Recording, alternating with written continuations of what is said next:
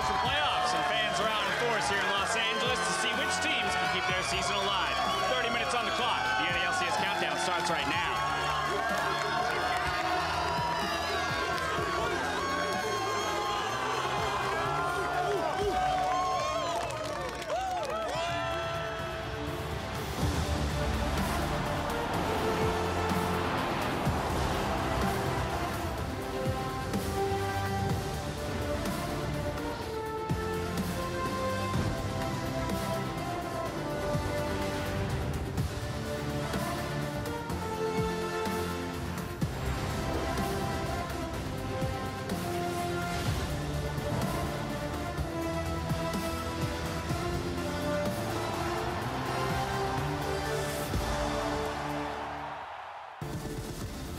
Plenty can still happen here on the last day of the regular season. Aframu heading down the hallway towards the stage, getting ready for their big game against Optic, who definitely needs a win here to keep their playoff hopes alive. Hello, everyone, and welcome to the NA LCS Countdown, where for 30 minutes we preview the day's matches, dole out some honorable mentions, and play Jat's sick and twisted game until the timer reaches zero. Called and we Jat's jump into champions. So is that what it's called? I'm petitioning for a rename of Jat's sick and twisted game. But before we do anything else, there was a moment in yesterday's countdown that caught some people's attention and has been spurring questions online. So let's take a look. Most likely getting that playoff bye and most likely being, is that a foldy sheet? No, that was your shirt. That was your Jat is right shirt. It's still sitting under the desk. We don't ever clean the desk. We're gonna pull that back up. After we're done with you want to pull this up? Yeah. All right, here we go. We can use this after all of my week. Well, but I also wrote on it. I don't know if you remember, because Jat was right, but Mark was righter. It's going to have to be flipped around, We'll see about the predictions after that. I've been keeping, I don't know why. We don't clean. We don't clean. Everything just goes under the desk. I picked it accidentally, so we're going to put this back under the desk where it will stay probably for another year.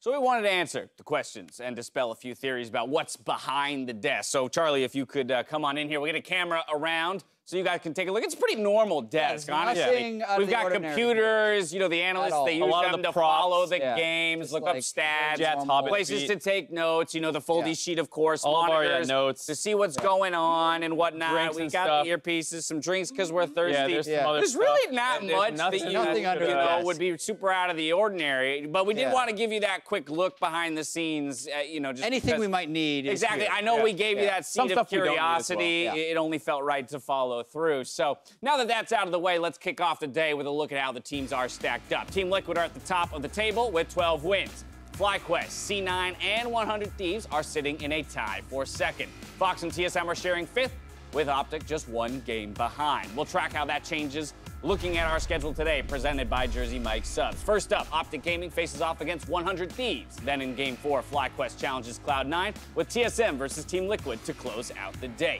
A reminder that if there are 1 or 2 tiebreakers, we will bring you those immediately following our last regularly scheduled game. And if there are 3 or more, then those games will be played tomorrow, Monday, starting at 3 p.m. PST.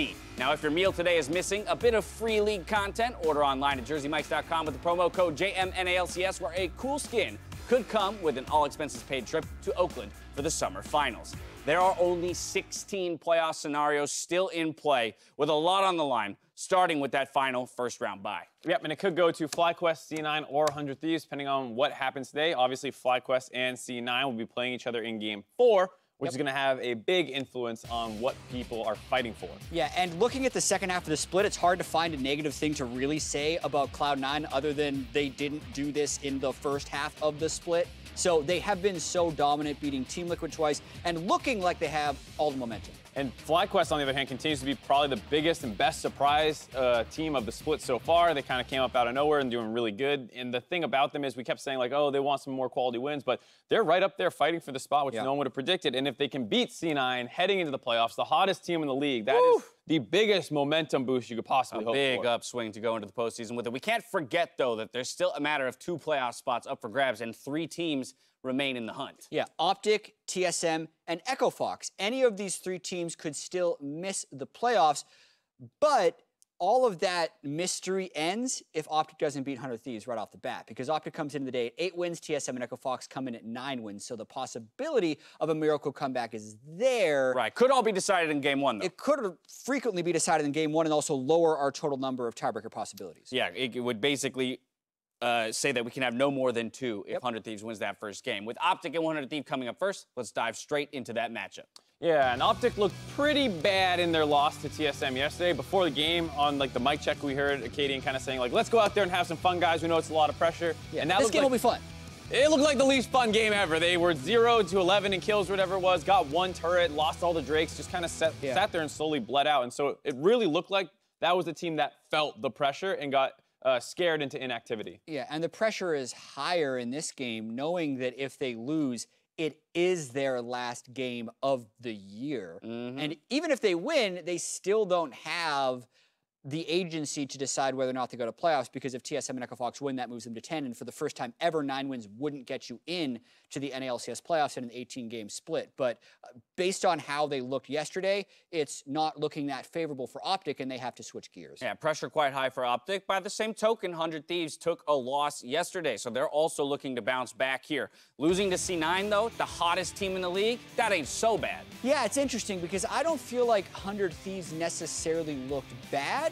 I just feel like C9 looked better because the game was actually very close, and Jensen did outplay Ryu in a number of scenarios, but 100 Thieves was in it the whole time. And I feel like with how good 100 Thieves is in the mid and late game, and the veteran presence on that team and how good they are in the clutch, specifically even last split, when their last week was amazing and they actually moved all the way up to the #1 seed. They've done it before. I think they're more able to deal with the pressure, so I think they're in a pretty good spot. Yeah, I mean, you just look, Onda's the youngest guy on that roster, the only one I believe who hasn't been to a playoff series, and everyone else has been to a million of them, whereas on the flip side, Optic has 3 guys who have never been to a playoff series before, and so when you're looking at such a high-pressure game like Jad's talking about, probably going to the late game just based off how these two teams play, it does bode very well for 100 Thieves. Right, and a bye just puts you in such a great position, both in terms of championship points and, of course, making your road to the final shorter. Guaranteed to the Oracle Arena. Yeah, and if 100 Thieves wins the first game, they will play a tiebreaker match for a bye. Just based on the winner of the FlyQuest C9 game will decide who they play in that match. There are lots of possibilities. Don't you worry. We got the foldy sheets. We'll keep you guys apprised of all the scenarios as they break down throughout the day. Let's cut to the chase, though. How do these teams win today? Jat, you're going to take 100 Thieves for me. Yeah, so initially when I wrote up this win condition, I was saying how they should counterpick top side with their red side since they don't have side selection.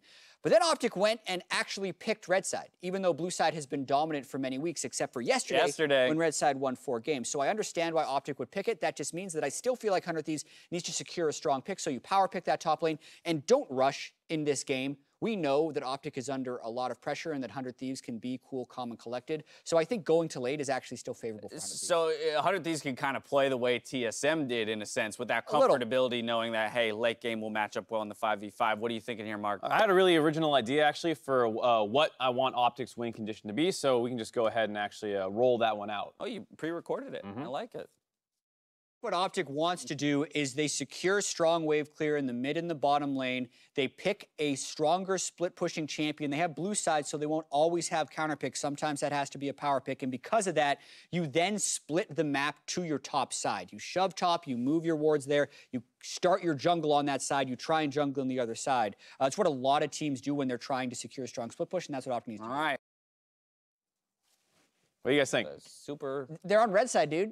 So that's the one change, but it's even better for getting the counter pick on the top side. But the rest of it I mean, what an original idea. How long did it take you to come up with that? Well, it's original in the sense that I don't think any of us have repurposed another person's win condition ever thought of, from the day before. Plagiarizing someone else's work. That's just super original. I cited my source. Yeah. You cited your source. Yeah. Why? Because it was Don't need to reinvent the wheel, James. Fair enough. There you go. Fair enough. There's the win condition for Optic, except for they are on red side. We're going to step away for a quick break. When we come back, we'll hand out some wholly made up, but no less important honors to the pros, as well as take another trip down memory lane. Meet us back here for more NA LCS Countdown.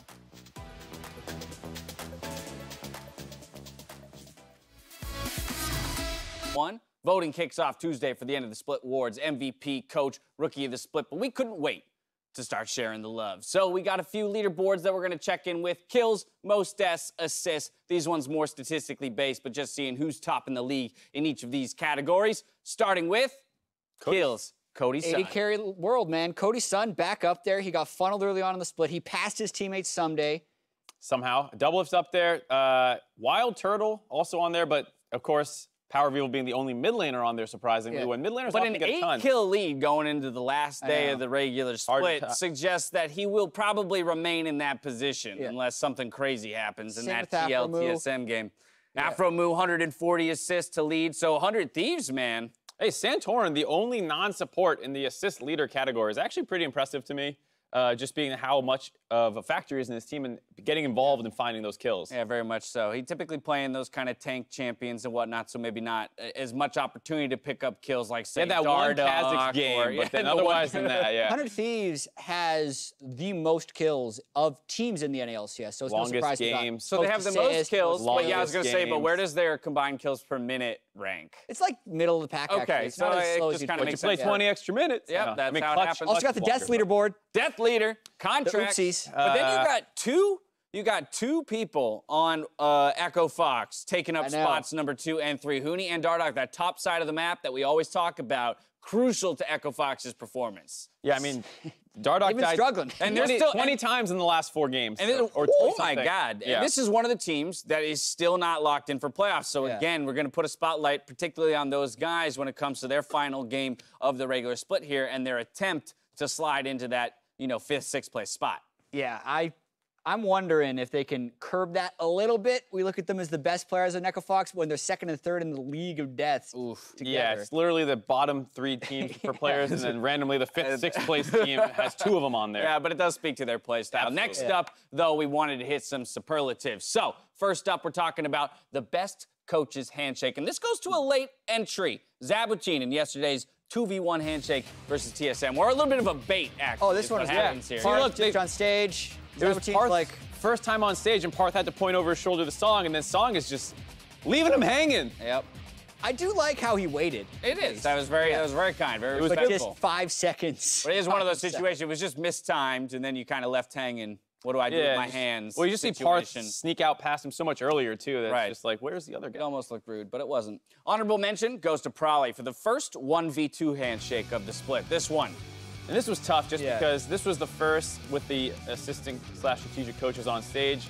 He doesn't know who he's supposed to handshake hands with. I think they told him to only shake with the head coach. Yep. Yeah, well, there was like the assistant coaches shake with each other and the head coaches shake with each other. That would be. But what if there's a mismatch? That's the thing. I don't know. How do you handle the 2v1? It was just it's not easy. No metagame established yet. You see what happens. Exactly. It'll be continuing to evolve meta.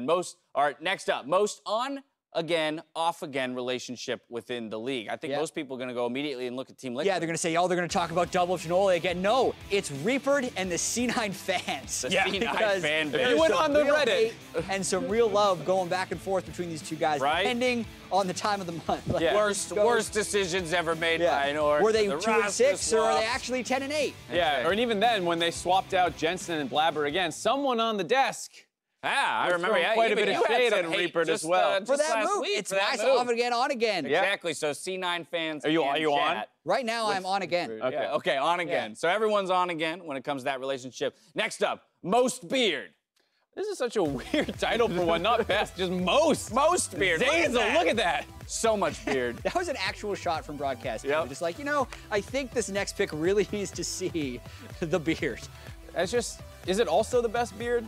There's not that much facial hair. It also is the best beard in the NA LCS. It's most and best. Yeah. It probably Because sometimes you can have too much, and then I feel like over in the EU LCS, they got a couple well-groomed beards. Zuki has a... Yeah, they got a couple good ones, but nothing tops that Zeus-like beard coming out of Zazel. Next up, best whoops. And we're awarding this one to Reignover if you cast your mind all the way back to Week 1 TSM versus CLG. But it's not just on Reignover. This whole play, Week 1. It's a bit of an oopsie. Yeah, Reignover sees the Aatrox Q coming in, knows the right thing to do, just not quite using it in the right direction. Then Bjergsen's like, clean up kill.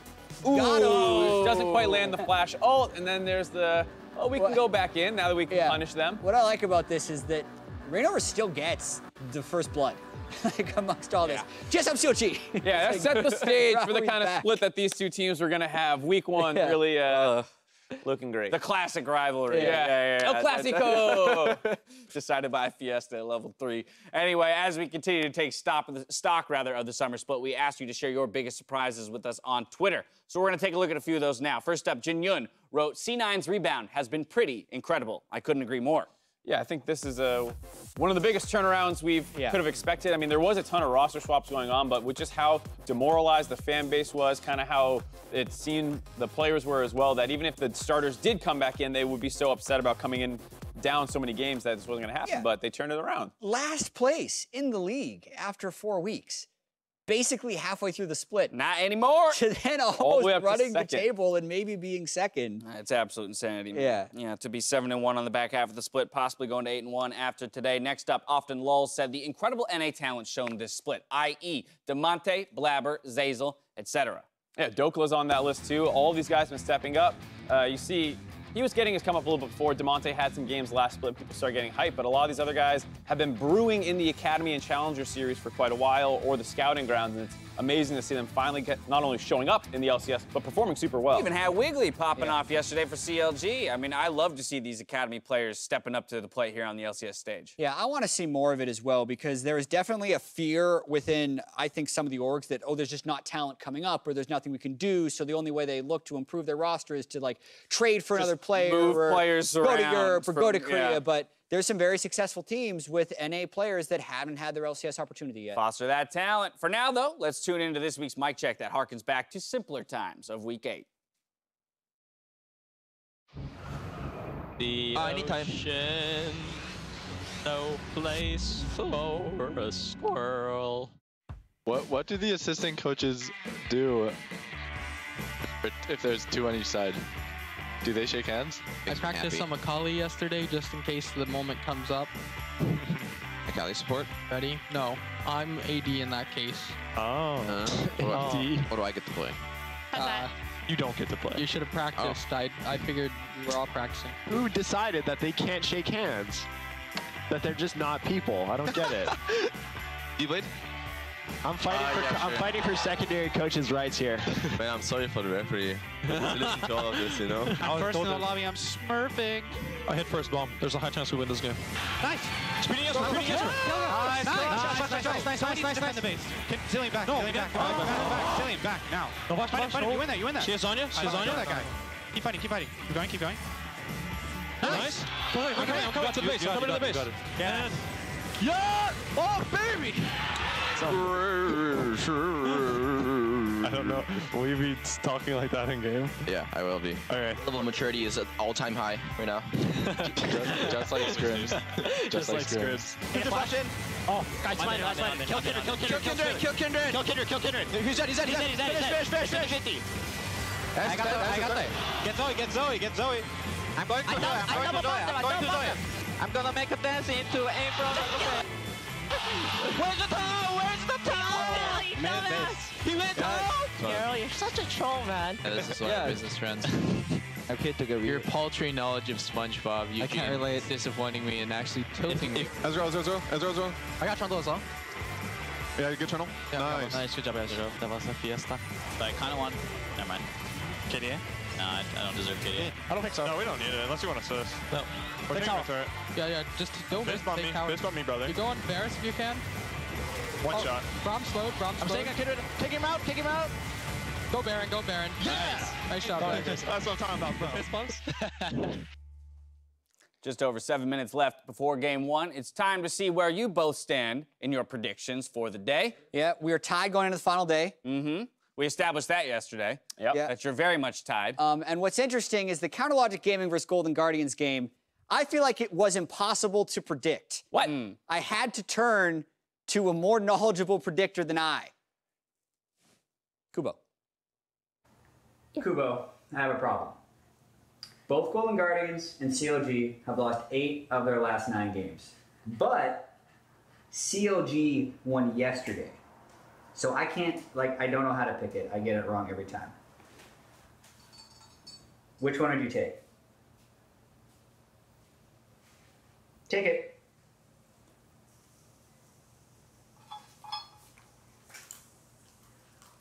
That was hard. He was harsh. He was so close to picking CLG. Yeah. So close. I thought I accidentally said taking it like a time that was going to influence his decision. Right. But he makes up his own mind. That's impressive. So you're not going to cop out if CLG wins and be like, oh, well, my dog picked wrong. No, right? better and not. I know. So how do you the guys best way to predict this game? How do you feel knowing that, as it stands through the regularly scheduled games, CLG Golden Guardians is going to decide which one of you is the better predictor? The most irrelevant match of the year. Fitting for the summer split. I think it's very fitting for the way this split has gone. But otherwise, I'm also wondering how tiebreakers factor in because we're guaranteed a tiebreaker game, and we are guaranteed at least one up to 4. So this might not be the decider. Yeah, exactly. We'll get to those when we get to those. Right. Interestingly enough, you guys essentially chose the favorites in all matchups across the board. Well, this was sticking with our foldy sheet lines. Right. Oh, that's true because you both had predicted I'm still on scenario 252 scenarios. from yesterday. That's right. Yours is still in. Mark's already out when it comes to that. Maybe that is worth a point at the end of it all. No. Let's get to the next segment. I like those rules. James. All right, well, we talked all about the pressure on these teams, so we did want to lighten up the mood a little bit with some fun, wholesome, completely answerable Jat stats. And unfortunately, the singers are still on strike, as they were just last week, so we don't have a jingle for today. Yeah, right? We can still... Okay. I have no musical talent. Jat stats. Yeah, we have lights and balloons, but we're actually already the telestrator. So the first question, mid lane is something we actually haven't talked about too much because it's been about 80 carries, it's about funnel, but which mid laner has the most solo kills this split? Completely unassisted. So a solo kill is an unassisted kill. So I actually, funnily enough, even though Jensen has not played the most games, I think he's in the running. It popped into my mind, but so much of those are 2v2 plays and things like that, where like it's the Zillion and the Kindred and stuff like that. This is through all times in the game. It's not isolated to like 15 minutes. Yeah, this is summer split solo kills. See, that's why I think there is a possibility that it's 10 solo kills in top lane. There's also a possibility like who splits a lot from the mid lane. That's what I was thinking. I'm not quite sure anyone does that much. Somebody like maybe Ryu sometimes. Yeah, but he doesn't get solo kills. But he's not getting any solo kills. I mean, he does play a lot of Zoe, actually, so I'm going to say Ryu. Actually, I'm going to go with Ryu. You're too confident on that. After Zoe gets solo kills in the sense where people just die. So wait, the rule is if he does it, I got to go with it, right? Because otherwise, every time I don't agree with him, I get it wrong. There's also... When you agree with him, it's wrong. When you disagree with him, no matter what you're wrong is the problem. I'm going to take the... I'm going to go with Jensen because I think it's like kind of way out there and actually possible. Ryu was second, actually. Oh! But everyone talks about how he's a passive, farm for late mid laner. It's Bjergsen. What? With the 7 solo kills. Let's go. That's insane. Yeah. All right, mid lane questions. All right. Mid lane. Who has the lowest mid jungle proximity? As in, whose jungler is there? TSM. Is that your final answer? Well, I feel like if you got a lot of solo kills, you were really right, confident. Then, I'm not that confident, but it was keying off the first question. If he has a lot of solo kills, means no one's there to help him, so maybe his jungler's not around. Team jungle proximity as well, right? So it's like for mid lane. So like it doesn't matter if there's been different mid laners in there for a different team. Right? Okay. In all 17 games. Well, it's definitely not C9 because they do go mid a decent amount. Who just leaves? Would it be CLG? Is like who? I was thinking maybe like always on an island. Rainover does gank the lanes more, but who he roams a lot too. I don't think it's Golden Guardians. I don't think it's Optic. It could be Clutch. I feel like I never see Lyra and Febby doing the same thing. So, I like that answer, actually. You guys are way off. You're going to give us that right now? Give me that hint. All right, so not Febby. Well, no, I was saying it's none of those. I was saying none of those sound right. Okay, that's fine. Right? That's fine. That's but not Febby. All right, I give you 15 seconds to answer that. All right, so it's not Febby. CLG is still... Well, you're saying that one was off, too. Who are we missing? Echo Fox? Demonte. Did they ever go mid? Ryu. Demonte, you might be right. You want to do Demonte? I'll do Ryu again. I'll go Ryu again. C9, if you can believe it. What? Yeah, it's totally... doesn't make sense with what you're thinking. I don't believe that. They just have the most efficient ganks mid. It. Because jungle proximity is just about time spent jungler close to mid laner. I know it's I saw producers jump by here said it's confirmed. I know it's confirmed, but I'm just still baffled by it. I mean, it's all split launch. I wouldn't put it past Jap to start making stats. The first half of the split with the golden glue and stuff like that, like they're playing around licorice a lot more. All right. This is a little bit, I saw what Kobe did. He did like a non-league related question. I've been carrying something along in my jacket pocket the whole day. What is that thing? So this is not statistical at all. I just like what to would be that in out. my jacket pocket? Okay, so I mean, he's a nerd, so some kind of like pocket protector. No, it'd be. Let's see. It'd have to be a phone keys. Phone keys, calculator, notes. All right, 5 seconds. Or like quick notes, win conditions, quick notes. Yeah. I don't know. I feel like just what? I feel like monocle. I feel like Jat's a phone in jacket pocket kind of guy. I think that's what it is. Okay. Phone in jacket pocket. It's a ring. I have a ring in my pocket. My My precious ring.